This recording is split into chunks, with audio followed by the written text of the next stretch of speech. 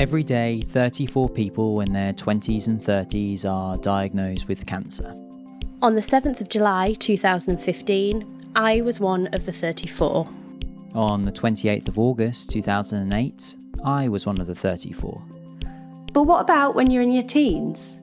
Because teenagers get diagnosed too. These are the stories of what happens afterwards. This is AfterThoughts.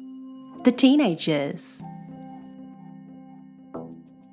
Hello, Alice May Purkiss.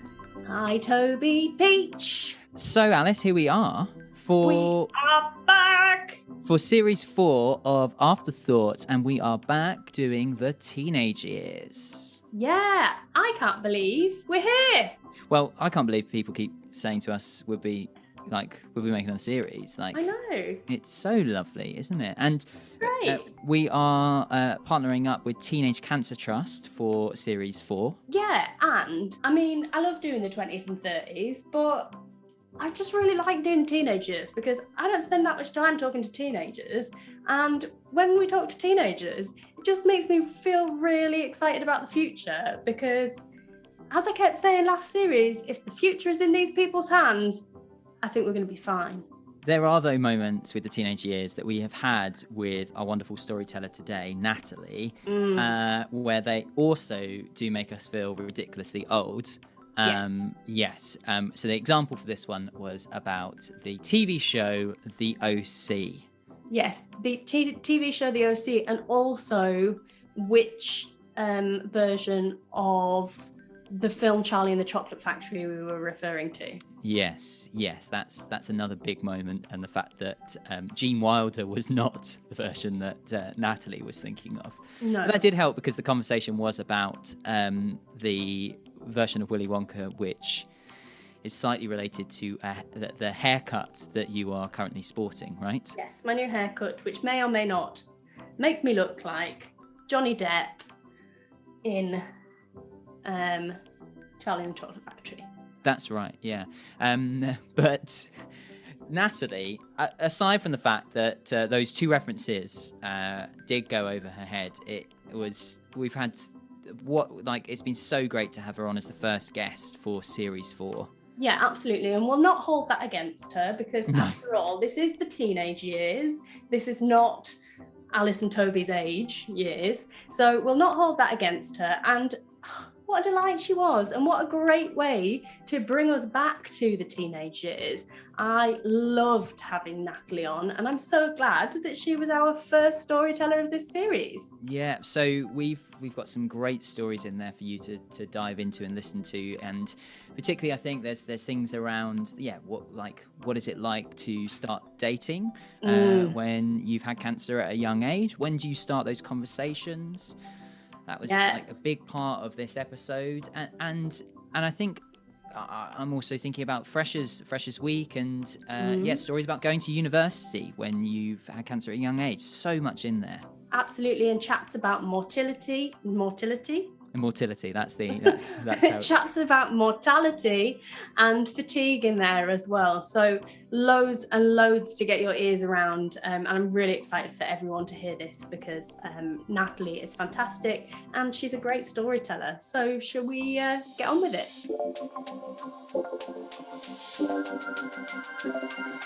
Hello and welcome to another episode of AfterThoughts. It's actually the first of series 4. Hello, Alice. Hi, Toby. I'm so excited to be back for the teenage years. Yes, and to kick us off in the teenage years, we are delighted to welcome Natalie to AfterThoughts. Hi, Natalie. Hiya. Hi. Thank you so much for joining us. Where are you joining us from? So I'm in Sutton, which is just outside of London at the moment. And it's nice and sunny after a barrage of rain this morning. It was absolutely biblical this morning. Yeah, it was horrible. it was really coming down. I fortunately have not had to leave the flat at all yet, so I'm very fortunate. But Alice, you've had to go out, especially today, haven't you? Yes, I've been out. I've been out twice already today. I've been out to body balance. Did a little bit of exercise this morning, and then yes, I went out to get a haircut. And there's a strong chance that I now look like Willy Wonka. But that's a conversation for another time. You probably should explain to people which Willy Wonka you look like, because there's obviously Gene Wilder. To be honest, maybe I'd be happier to look like Gene Wilder. No, I might look like Johnny Depp when he played Willy Wonka. That's the kind of haircut style that I accidentally have. Yeah. Can I give? It's fine. Can I give? And I don't know, Natalie, if you know this as well. I think, Alice, I've told you this wonderful fact before. But did you know Gene Wilder had Hodgkin's lymphoma? I didn't know that. No. Oh, I feel like maybe you've told me that before. It was part of the eulogy of Toby Peach, and it was a thing that, I was very interested in the fact Gene Wilder had the same cancer as I did. But there we are. I like the fact about Gene Wilder that I don't know how true this is, but apparently he only he would only play the role of Willy Wonka if he could do that forward role. You know, when Willy Wonka first appears in Charlie and the Chocolate Factory, apparently he would only do the role. He would only agree to the role if he could do that forward role, that somersault. Useless fact. Yeah, useless fact. But Natalie, I've actually just realised that we're talking about Charlie and the Chocolate Factory with Gene Wilder. Have you seen that version, or have you only seen the? No, you're shaking your head. Fantastic. I've only ever seen the Johnny Depp one. The Johnny Depp one. Toby, we just really showed off our age there, didn't we? We did, and we're here for the teenage years. Yeah. So. Brilliant. Oh well, it's worth a look. Really worth a look. Yeah. So. Yeah. There we are. So but yes, we do always dive into the human before the cancer, Natalie. So, and we do that with our quickfire questions, don't we, Alice? We do, yes. And this is the first time we have used these quickfire questions, because this is the first recording, as we've mentioned, the first recording of this series. So, Natalie, are you ready to take this range of questions for a ride? As ready as I'll ever be. Fantastic. Please, will you tell us what pronouns you use? I use the pronouns she, her. Natalie, who do people say that you look like? Oh, I don't know if I have a celebrity that anyone ever says I look like. They say I look a lot like my mum, but in terms of celebrities, I think most recently, because I've just started a new job, I've had Effie from Skins and Maeve Wiley from Sex Education, but apparently that's just because I have quite a bad RBF going on when I'm sat in the office doing work. I just look miserable. I can't imagine you with a good resting bitch face, because you've been so smiley while we've been sat here. No, it's because I'm not doing spreadsheets. Well, to be fair, spreadsheets make anyone have a good resting bitch face. Exactly. Would you rather live by the sea or the mountains? Oh, by the sea, 100%. I'm from Devon originally, and I go to university in Swansea, so I'm really struggling at the moment not having the sea, like literally on my doorstep, so the sea. If you could time travel, would you go forwards or backwards in time? Ooh, probably forwards, just because I'm too curious about what's going to happen next. Nice. What is your favourite part of a roast dinner? Ooh, that's a hard one. Probably the Yorkshire puddings. Yeah, I respect that. I respect that. I just love a Yorkshire. Who is your secret celebrity fascination? And that doesn't mean crush, your fascination. Oh, I'm trying to think. Probably Dua Lipa. I'm a little bit obsessed with Dua Lipa at the moment. Yeah, she is quite enigmatic, cool, isn't she? And just interesting. Or Taylor Swift. But that's not so secret. So I'm not secret about my Tay-Tay fascination, so that's fine. I love her. What superpower would you choose to have? Invisibility. Nice. Go to karaoke song. Oh, probably Love Story by Taylor Swift. And last but not least, would you rather be a hawk or a hedgehog? Hedgehog. That was quick. Why would you? I don't know. I don't like the idea of flying. I think hedgehogs just have a much more like chill existence. Yeah. I also, just an additional question, I want to know if you would use your invisibility for good or for evil. For pure nosiness. I'd want to know what people have to say about me when I leave a room. Fantastic. Brilliant. And last on Natalie, could you give us an introduction to the diagnosis and at what age you were diagnosed?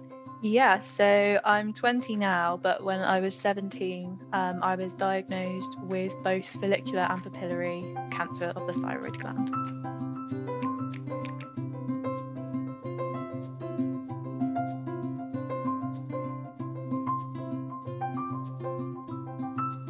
Up first, we are going to dive into beyond a diagnosis.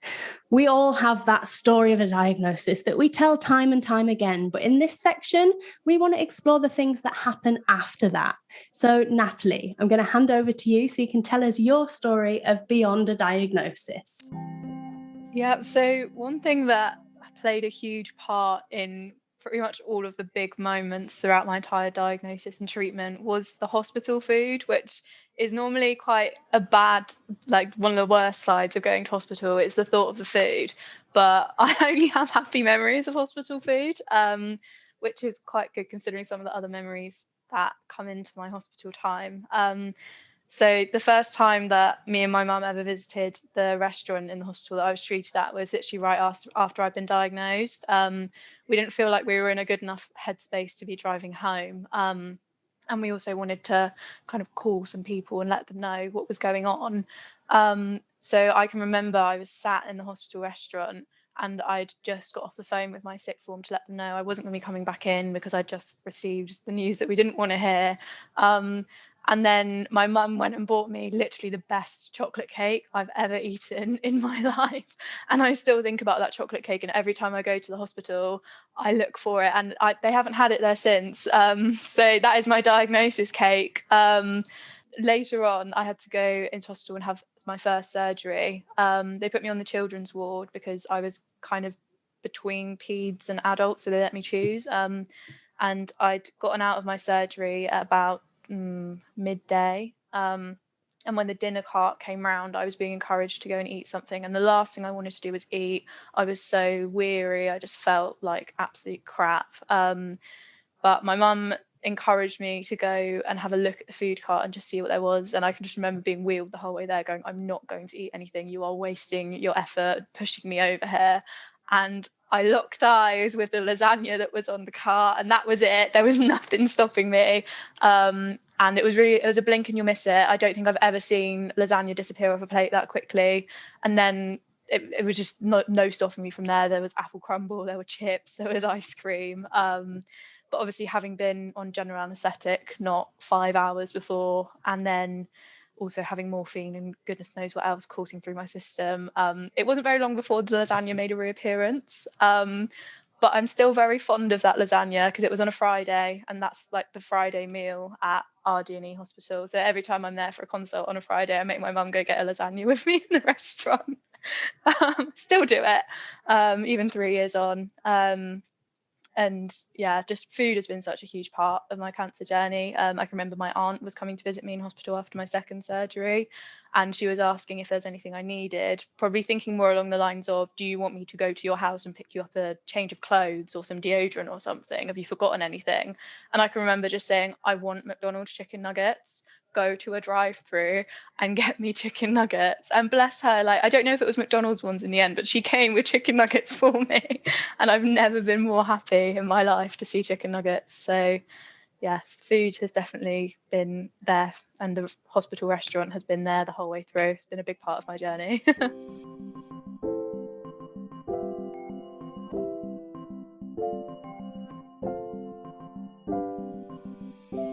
Next up on Afterthoughts, we are into the Those Around Us section. And Those Around Us is about introducing a story about those people or animals or things that go through the experience with us. So over to you, Natalie, for your Those Around Us section. So I think one of the people who had it the hardest during my treatment was probably my older sister Hannah.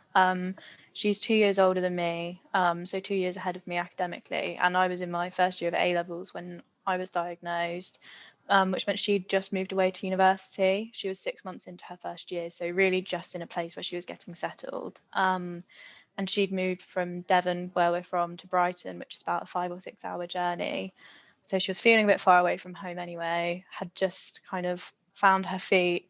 And then I picked up the phone and kind of tore it all down.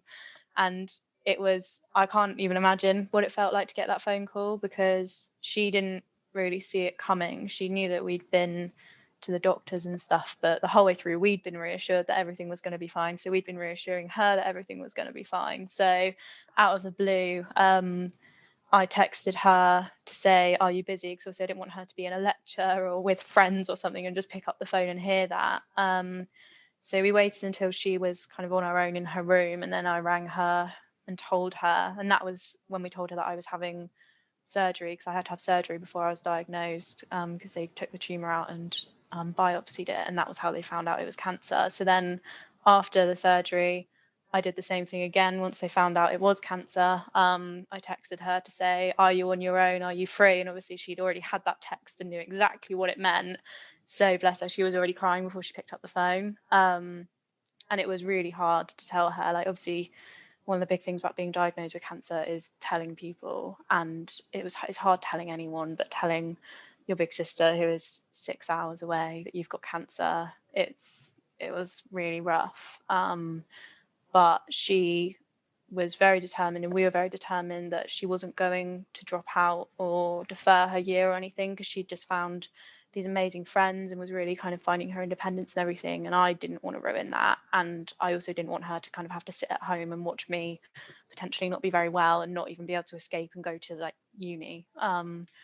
So we decided that she was going to stay in Brighton and obviously come home for the holidays and stuff. But she was absolutely fantastic through it all. She came home for everything.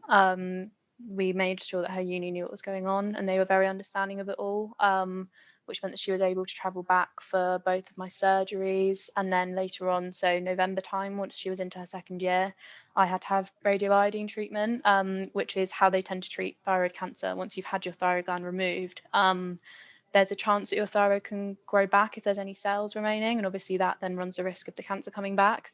So what they do is they give you a tablet of iodine, but it's an isotope that's very radioactive, because thyroid cells absorb iodine by nature. So when you take the radioactive pill, if there are any remaining cells or any remaining tissue in your neck, they absorb the radioactive iodine and are destroyed effectively. But what that means is you are also radioactive to a level where you're not safe to be around kind of the general public for a good 24 hours. So even though for this treatment I was swallowing a pill and being locked away for 24 hours, and they could only come in and visit me in very intense PPE and from a distance, it was like social distancing before COVID. Even though they could only come in for 10 minutes out of the whole day, like, she still made that journey and came down and was there for me. And it was just really heartwarming to have her there. It was quite a nice respite for our family as well, because obviously me, my mum and my dad were going through it every single day. So it was, even though we were dreading all the treatment and the surgery, it was like, oh, actually we can look forward to having Hannah home as well. So it was like that whole bittersweet thing. And yeah, I don't know how she stayed at uni, because having been to uni, and I struggled enough with moving away as it is, having been to uni, I don't think I would have had the strength to kind of stay there knowing what was going on at home. And like I say it to so many people, I would much rather go through what I went through a million times over, all the treatment, all of the kind of mental health stuff that comes with it, than have to go through what my sister went through, because I can't imagine picking up the phone to my sister and her saying, I've got cancer, but it's going to be okay, but I've got cancer. I don't think I could do that. I would much rather endure what I've endured. So I think Hannah is probably one of the strongest people that I know. And she's definitely had one of the roughest times out of all of us. But she's just been amazing. And I'll tell her every day that she's amazing, because yeah, I'm really happy that she was there through it all.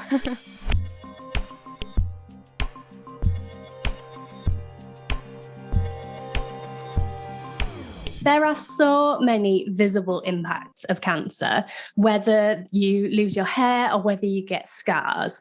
In this next section, we are going to explore some of those invisible impacts. So, Natalie, I'm going to hand over to you so that you can tell us a story about the invisible impacts your cancer diagnosis had on you.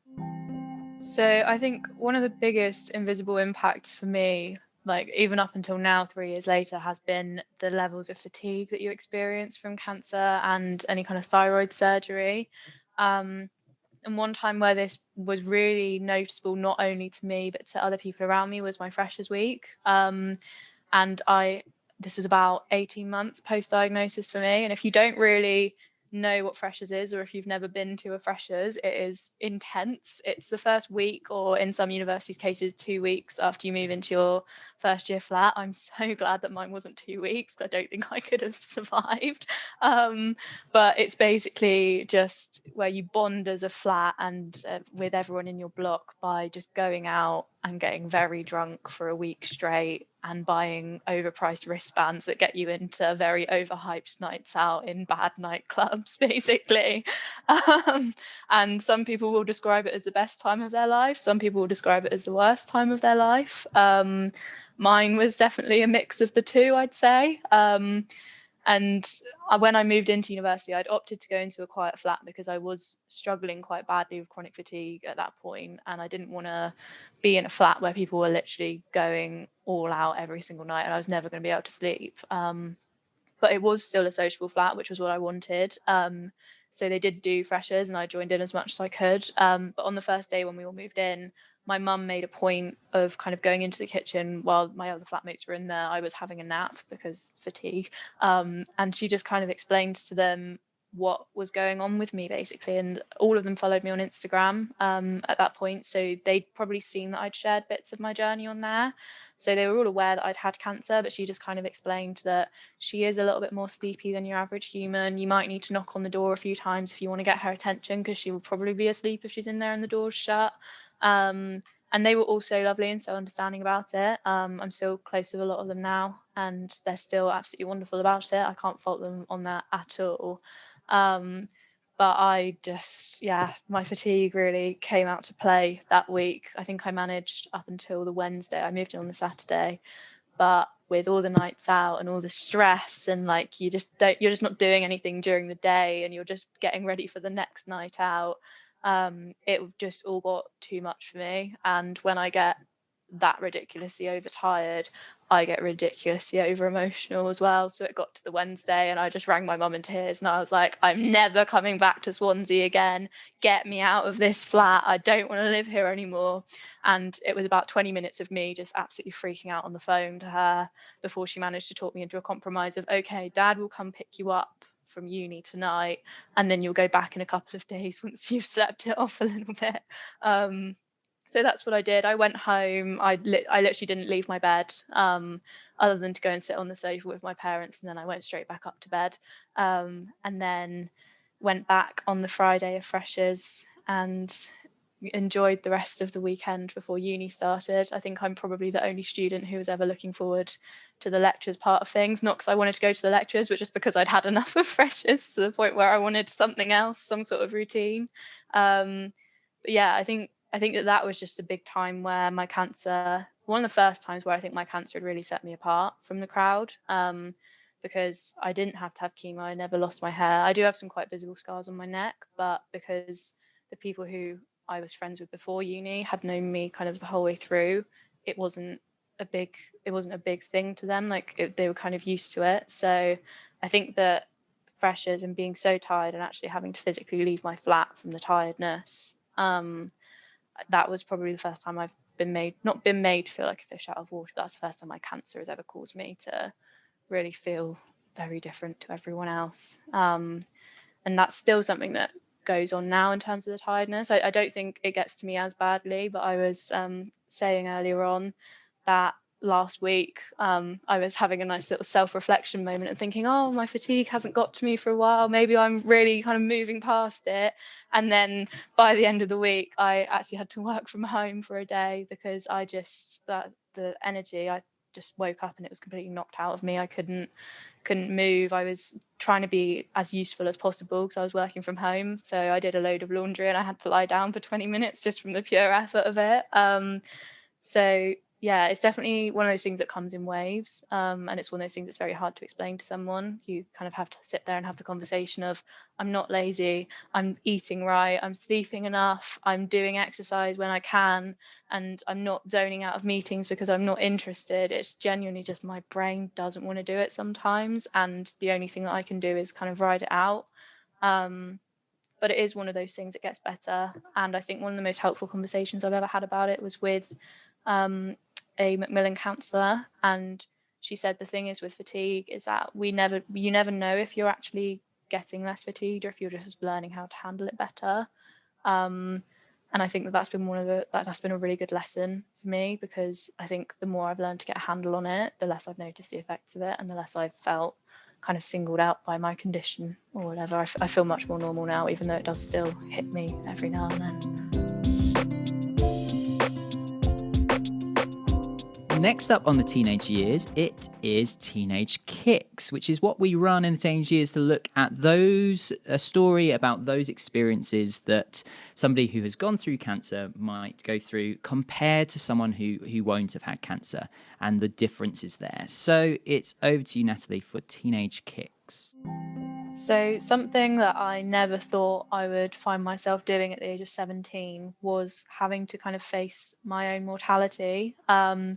I think cancer is one of those things where for a lot of people it is synonymous with death. Like if I was told that a family member or someone that I knew had cancer even before I was diagnosed, the first question in my head would be, are they going to survive this? Are they going to die?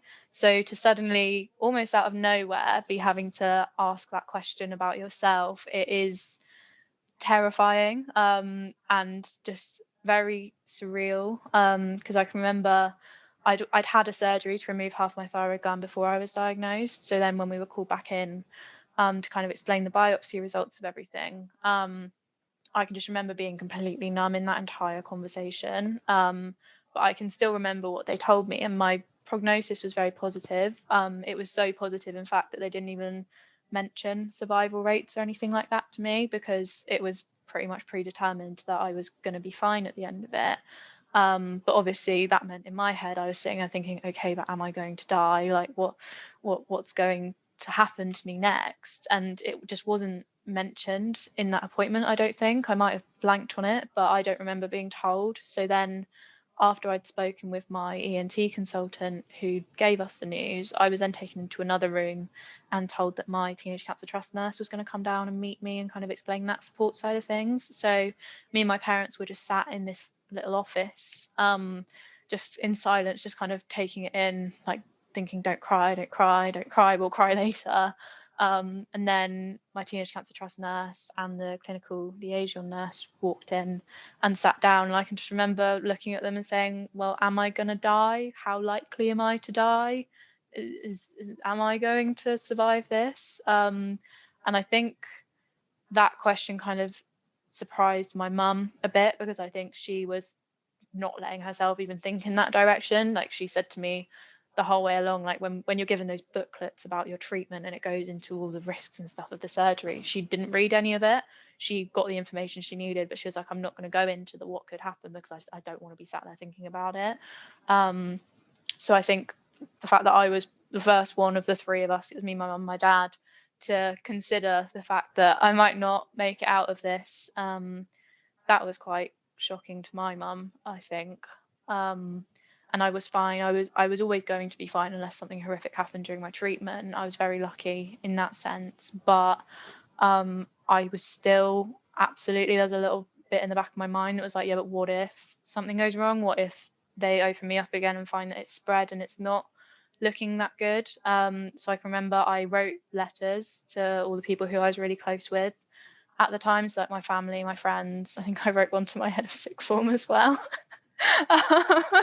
Which I shouldn't be laughing. I don't know why I thought to write one to my head of sixth form, but there you have it. And they were just letters that I just kind of kept. I didn't tell anyone that they existed. I think still to this day, the only people who know that they actually existed were my therapist, my ex-boyfriend, and then one of my friends. So it's like, just, this is new. But yeah, I wrote letters, and they were basically, I can't even remember what was in them because it was just such a blur at that time in my life. But it was basically just, I was less concerned with the fact that I could die and more concerned with how it was going to affect my family and how they would possibly pull through.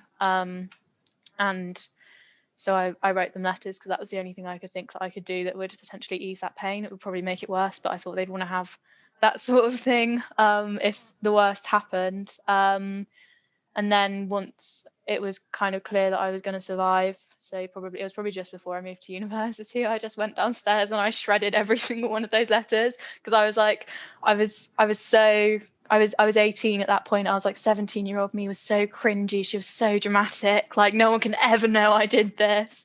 So yeah, those letters are nowhere to be found now. No, they're never going to see the light of day. But yeah, I think that's an experience that no normal 17-year-old would ever go through, and it's an experience that I hope no 17-year-old will ever have to go through, but unfortunately some of us do. So yeah. Thank you, Natalie. Like, I mean, I was massively into the OC when I was like 17, 18. So like I was totes into... You're showing your age again, Toby. Sorry. Yeah, sorry. I don't know what the OC is. No, Natalie, please. I'm so sorry. It's basically like... Gossip Girl came afterwards. Oh, I love Gossip Girl. Yeah. It's like Gossip Girl. I was going to say it's like the equivalent of like Riverdale or... Ooh, that's a bit after my time. Right. But it's like that level of rubbish. I see. Yeah. Okay. Yeah. But I mean, wonderful drama. So I remember, the delights of, I can imagine what might be in those letters and things like if I wrote them. Moving on, we are going to explore some of the lost conversations around cancer. We're talking about cancer so much more now. It's nowhere near as much of a stigma as it used to be, but there's still some conversations that we aren't having that we should be. So over to you, Natalie, to tell us your stories around lost conversations. So I think something that is really difficult for a lot of young cancer patients who have gone through treatment and are kind of out the other side of it is stepping into the dating world. It's scary anyway, like when you're newly single and you've got to kind of decide, am I going to join Tinder or am I just going to wait for it to happen like in a movie? And then you do get on Tinder and you meet all sorts of lovely people on there. And it's just, I think it's especially hard when you've gone through something like cancer because there's a lot of questions of how upfront should I be about this, because you don't want to scare people off, but at the same time, you don't want to end up meeting people who could be scared off by something like that. You want to meet people who are gonna, accept everything about you. But it's been interesting for me. I recently joined Tinder, and within 24 hours, I think about 50% of the messages that I received from men on there were to do with my neck. So I've had thyroid surgeries and my scars haven't healed as they were supposed to. So they're still quite red, quite vivid, and they show up in pictures. And like 50% of the messages were from men saying things along the lines of, oh, I see you've got some marks on your neck. Like, could I add some hickeys and we'd see if anyone would notice? And it's just, it's sickening. Like the first two were funny. And I was just sat there with my friends, like having a laugh about it. And then like 3, 4, 5 more come in and you're just like, why are people like this? Like in whose mind is it okay to ask someone that when you don't even know what they've gone through? So for one of them, I think it was message number 5 about it. I just replied, I've literally had cancer, but somehow that was more painful. So thank you very much for that. And that shut them down quite well. And I shouldn't laugh, but it's an interesting time being on Tinder as a 20-year-old cancer survivor. And like literally yesterday, so when you brought up dating, it was like, oh God, I've got a good story for this one. But yesterday I went and met up with someone and it was a bit awkward anyway. So I wasn't expecting much from it, to be honest, but then it kind of got to the point where I was thinking about going home, and he just asked me, like looked at my neck and kind of went, "Oh, do you mind me asking what happened to you?"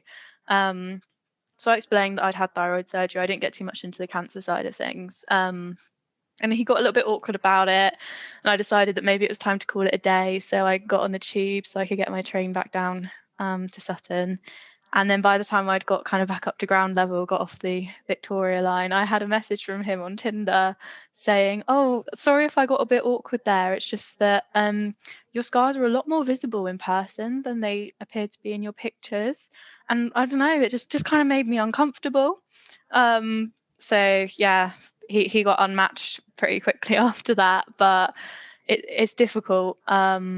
Because it's one of those things where like you laugh about it, but it does undermine your confidence a little bit every time it happens. It's just like it chips away a little bit at a time. And it's just hard because you think you kind of find yourself thinking like, oh, am I ever going to meet someone who can look past it? But do you want someone who can look past it, or do you want someone who can just accept it as a part of you and not see it as something that they have to like overcome?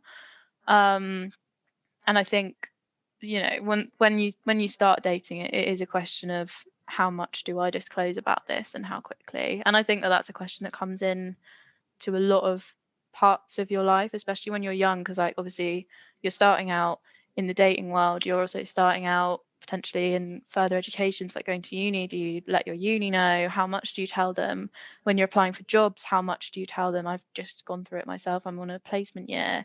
And one of the first questions I had to kind of consider was, am I going to send an email off with my application explaining what's happened? Or am I just going to go to the interview and let them know ahead of the interview what's happened? Or am I just going to kind of wing it, not tell them I'm any different, and then wait until I get the job, hopefully? Because it's one of those things where employers, they have a legal obligation to make sure that you're kind of accommodated for if you do have any additional needs. But do you want to go into a job application being the cancer person who's had cancer and it's really difficult for them, and they might, you know, have fatigue and all sorts of other issues? And I've kind of gone off on a bit of a tangent, but yeah, it's like it's every aspect of your life. It's just how much should I be telling people about this, and how soon, and is it appropriate, when is appropriate, how is appropriate, how do you tell them?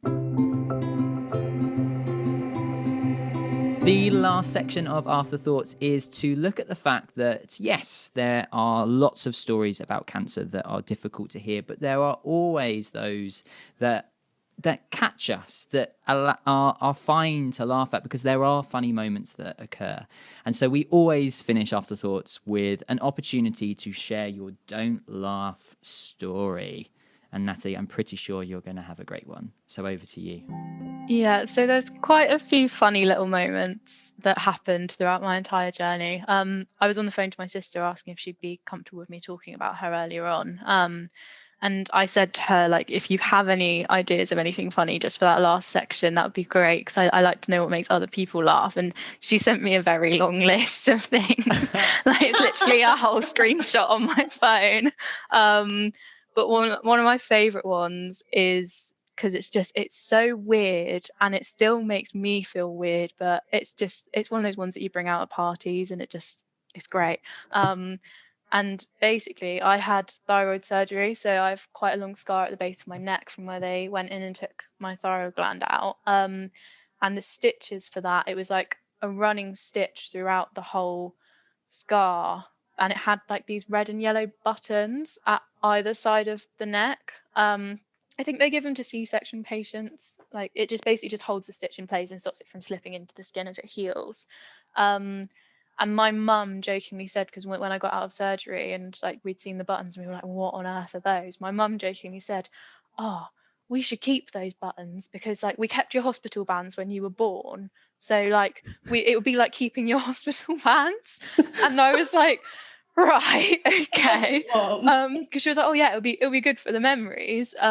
So then, like 2 weeks after my surgery, I think, I had to go to the GP. I didn't go back to the hospital. I went to the GP, and one of the nurses took my stitches out. My mum went with me, and I was thinking this whole time she'd been joking, but she turned to this poor nurse, and she went, "Do you think I can keep the buttons from my neck?" Yeah.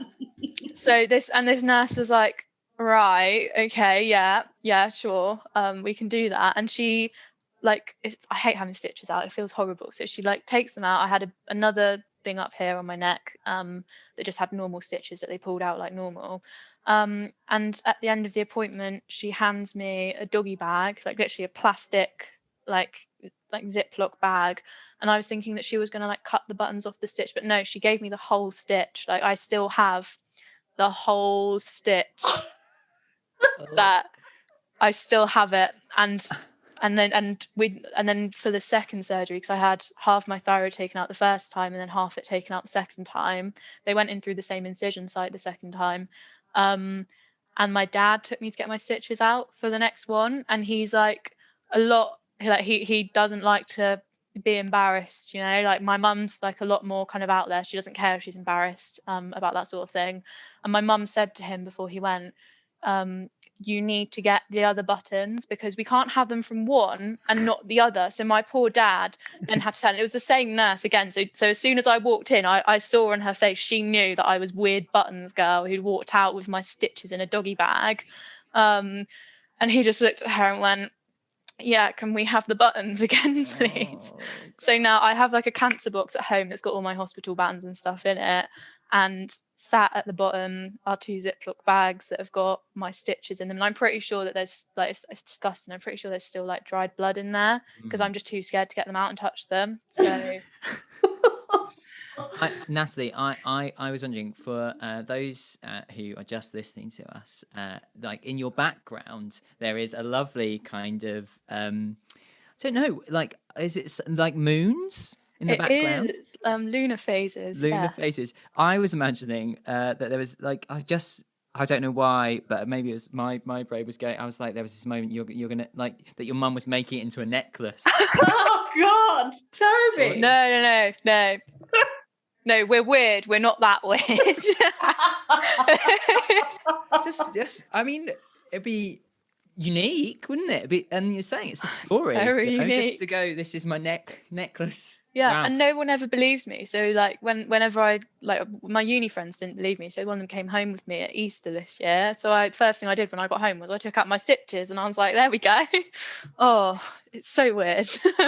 That is fantastic though. Aren't parents brilliant? Yeah, and like I was absolutely mortified at the time, but in a way I'm quite glad that she kept them. It's a good story.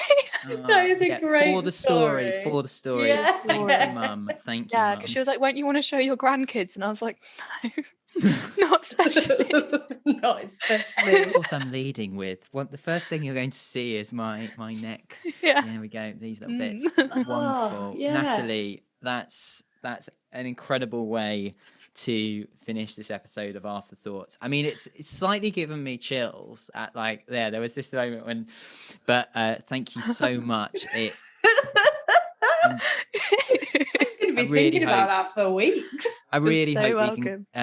we can get that picture and. Like, I mean, we need to see it. It's fantastic. Yeah, I'll send it to you. Yeah, please do. I'm gonna have to get that on our socials with the other pictures we share of you. But yeah, Natalie, thank you so much for joining us and sharing your amazing stories. Honestly, it has been such a delight to have you on, and I really think there's so much great stuff in there that people will really enjoy listening to and learn loads from, and there's loads in there that I think other young cancer patients will feel comforted by, and yeah, I think anybody newly diagnosed will learn loads from listening to you as well. So thank you so much for coming and talking to us. Thank you so much for having me on. I've had so much fun. I'm glad. Who knew talking about cancer could be so fun? And that is the tagline. There we are. Thank you, Natalie. Thank you. So that's it for Natalie's episode of Afterthoughts. Wow, man, I know I said this in the intro, but isn't she fantastic? Yes. Like it's, I think, like there are moments. Say yes again. Yes, I think so. Yes. I think it's a case of going like we start doing Afterthoughts, and sometimes when we haven't recorded for a little while, like Alice and I are in the post-production stage of Afterthoughts, like we can forget about the like when we're doing the recording and meeting these young people and these storytellers for the first time, and actually like just hearing story of what they've gone through, their experiences, but also what they've come out with beyond it, and the stories that come from that. It's just like it's incredible. So lucky to do this job. Yeah, I'm saying yes a lot because I'm just that's my feeling. It's just yes. It's just yes. Like, and the platform was there, and I mean Natalie just like smashed it. She just stepped up onto that platform, let the spotlight hit her, and she was like, boom, I am ready for this stage. Let me hit you with all of my great stories. I've got loads of knowledge and experiences, and I am going to lay them all out for you. And here's everything I know about my experiences. Let me share it with you, so that anybody else who goes through this can learn from what happened to me. And I know, God, I use this word so much when we're talking about afterthoughts, but every time we sit down and we record, and like you say, Toby, you know, when we start out recording, it's sometimes like when I sit down, I sometimes think, oh God, you know, I'm a bit clunky, I haven't done this for a while. And then the storytellers arrive and they're just so generous. They are so generous with their stories and their experiences, and they want other people to not feel isolated or alone or scared in the way that they've felt. And I just love that. I love that. And I am always so grateful to them for coming and sharing their story with us and with our listeners. And yeah I just think they're so generous. It's the word for it, in my opinion. So, okay, can I dive into the first of series 4? What are your afterthoughts on today's episode of Afterthoughts? My afterthoughts on the first episode of this series of Afterthoughts is around what Natalie was saying about fatigue. Fatigue is something that I've really struggled with after my diagnosis and after my cancer experience. And I just cannot imagine having to go through that when you're at uni and like trying to navigate freshers. And that really struck me when she was talking about that and how bloody stressful that must have been.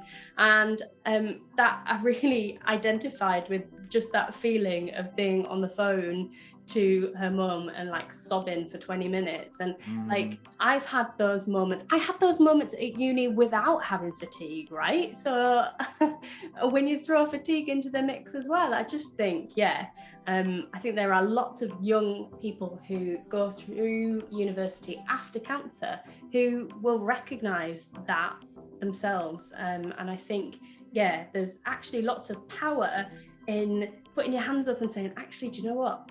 This is really tough. This is really, really tough. And this is part of cancer that I find incredibly difficult. And the more we can do that, and the more we can find solidarity with each other in that, I think that's a really great thing.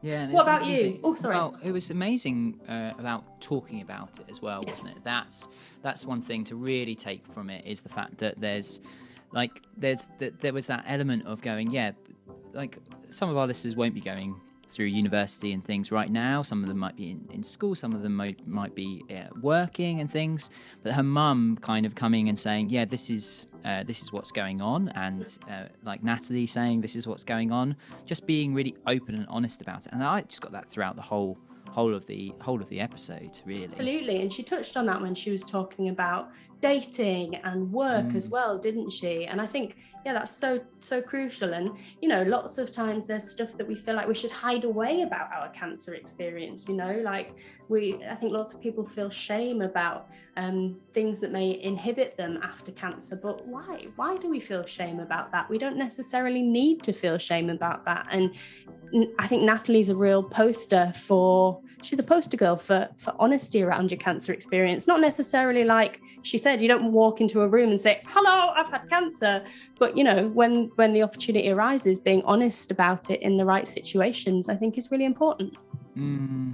What about you? Tell me your afterthoughts on this, the first episode of Series 4 of Afterthoughts. Well, I mean, the honesty thing was a big thing for me, but I'll pin that, and I wanted to talk about like the mention about mortality and what it means to learn something about your mortality at a young age in your formative years. And like I've talked a lot about this, I think, in the past about like what that means. I think when it's when you're learning it at a different stage of life, because I don't think you would normally learn it when, like Natalie was saying, when she was learning it as a teenager. Like it normally is a gradual thing that you learn about that. But what the power is in learning your mortality, what does that do for you? How does that shift the way that you spend the rest of your time on this planet?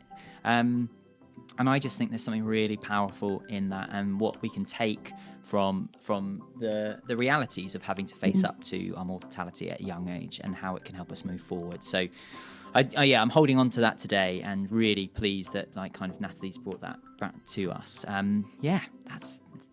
That's it for what an excellent episode. Yeah, absolutely. And I think you're totally right on the mortality thing. I think just really quickly to add on that, there's I can't remember who it is, but there's a group of people who meditate on the fact that they're going to die 5 times a day. It might be 50 times a day, just because it helps you live a better life. I can't remember who the, like, it's a movement. I can't remember exactly who it is, but they meditate on the fact that you're going to die several times a day, just because it helps you live a better life. And I think as young adult cancer patients or young adult cancer survivors or people who've had cancer as young adults, you know, we have a real life reminder of that, don't we? And yeah, I think you're right. I think I'm going to take that with me today. But yeah, what a great start. What a great start. And there's so many more to come. So Alice, time to head off and make a cuppa and get on with the rest of our lives, and maybe go and do some meditating. Yeah. Going to meditate on the fact that we're all going to die eventually. There we are. And we'll leave you on that note, everyone. Have a lovely time wherever you are. Have a good one.